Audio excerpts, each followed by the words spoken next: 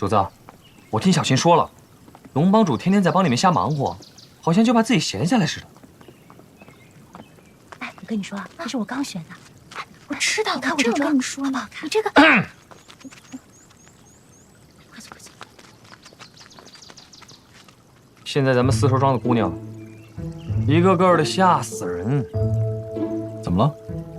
这一到晚上，脸上跟涂了黑炭似的，就剩2个眼睛，一张嘴，上回直接把小五给吓着了。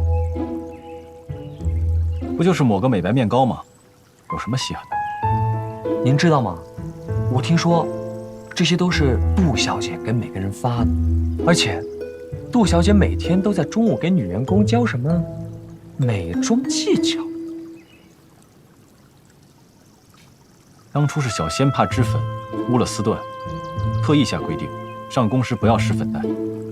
怎么突然间就变了？对啊，大家都说她变了一个是，变得就像龙帮主。清流，杜小姐，今天又带了什么羹汤啊？这怎么还换上酒了？对，这就是酒。清流，这是今年上好的第一批剑南烧春，趁着纳贡之前，我从我爹那儿取的。我想着七夕就快到了，我可以准备几个小菜，陪你小酌几杯。没听错吧？杜小姐，您可是滴酒不沾啊！您要喝酒哦。小酌怡情，你说对吧，清流？就按你说的办吧。严斌，请把酒收起来。对了，王员外要的外袍面料到了，他最信赖你的品味，我们一起去看看吧。嗯。七夕节马上就要到了，主子竟然答应杜小姐要喝酒，谦儿和龙帮主怎么办？哎，严总管，哎，杜小姐，您找我？我听闻你素日里喜欢画本，我就选了一些，你看看。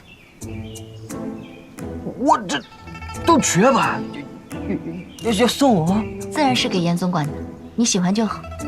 若是以后还有需要，尽可以同我说。这多不好意思啊！这玉儿，我们走。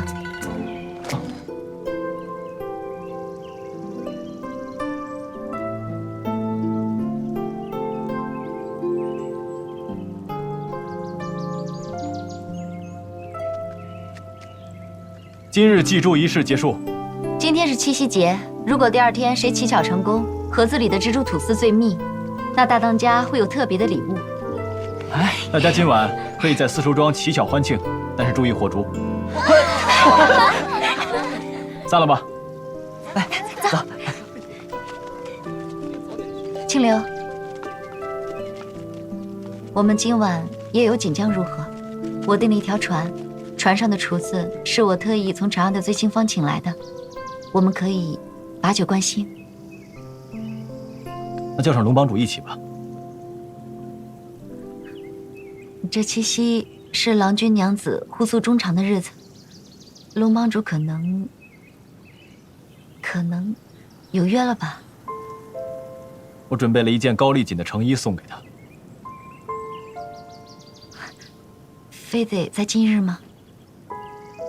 牛郎织女是我丝纺成衣行业的保护神，借这个日子表达谢意，我觉得很是妥当。好，那我陪你去。